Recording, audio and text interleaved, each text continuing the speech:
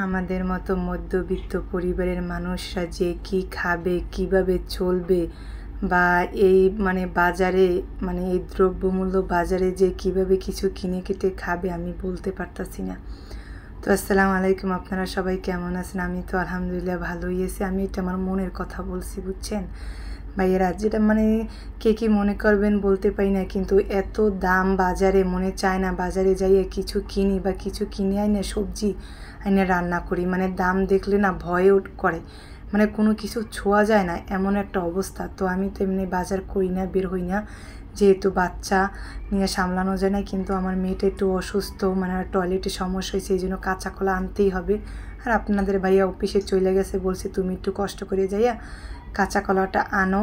আমি ভাবছিলাম শুধু কাঁচা কলাটাই আনবো, আর কিছুই আনবো না, এই তো দাম ভাল লাগে না। তো যাইয়ে দেখি না, আলহামদুলিল্লাহ লাল শাকটা একটু দাম কম ছিল। আজকে আমি লাল শাকটা কম দামে আনতে পারছি, যে 3 মোড়া 200 টাকা নিচ্ছে। সরি, 3 মোড়া 20 টাকা নিচ্ছে, আমি বলি 200 টাকা। তো ওই 20 টাকা 3 মোড়া নিছে, তো এই জন্য আর কি নিয়ে আসছি। তো 2 দিন রান্না করতে আর অর্ধেক কইরা এই আর কি। আর যে কাঁচা কলাটা আর 20 টাকায় আধা কেজি বেগুন পাইছি, ওইটাও নিয়ে আসছি। যেহেতু আসছি 2 দিনের বাজার নিয়েই যাই, খেতে হবে আবার একটু করতে হবে, বাঁচতে হবে, এই আর কি। যতই বাজারের দাম হোক না, একটু তো খেতে হবেই। তো আমি চাই যে এখন আর যতই দাম হোক না কেন, কিন্তু এখন আমি কাঁচা কলাটা রান্না করব ঝাটকা দিয়ে, বুঝছেন? মাছ, মাংস, শাক সবজির এত দাম, কোনো কিছুই খাইতে ইচ্ছা করে না, বুঝে না খাইয়ে থাকি। তো যাই হোক, আমি আমরা তো আর বছর ইলিশ মাছ একবারই খাইতে পারি, একবার দুইবার। যাই হোক, তো এই জন্য আমি জাটকা কিনে রাখি, যে টুকটাক রান্নায় দিলে নাকি আমার ঘ্রাণটা ভাল লাগে তরকারি খেতে। তো আজকে ঝাটকা দিয়ে কাঁচা কলা রান্না। আর এই রান্নাটা করলে ওর আব্বু ভীষণ, আপনাদের ভাইয়ে ভীষণ পছন্দ করে, আমার মেয়ের আব্বু।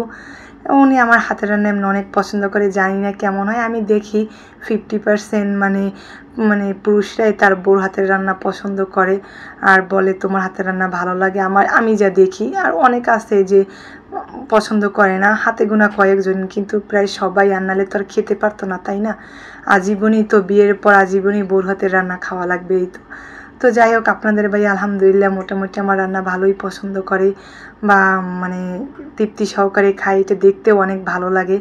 তো আমার রান্না প্রায় শেষ। লাল শাকটা আমি বাগার দিয়ে নিছি, আর এখানে ভাত উঠাইছি। পরে আবার কাঁচা কলায় মাছ দিয়ে ঝোল দিয়ে দিছি। তো এটাও আমার রান্না হয়ে যাবে, প্রায় রান্না শেষ। তো যাই হোক, আপনাদের জন্য সবার দোয়া, আমাদের জন্য দোয়া করবেন, আর সবাই সবার জন্য দোয়া করবেন। যাই হোক, তো আমার রান্না বান্নাও শেষ, আর আপনাদের সাথে তো গল্প করলাম। যদি আমার ভুল ত্রুটি হয়ে থাকে মাফ করে দেবেন, বড় বড় জ্ঞানেরও কিছু কথা বলছি, এই আর কি। আল্লাহ হাফেজ।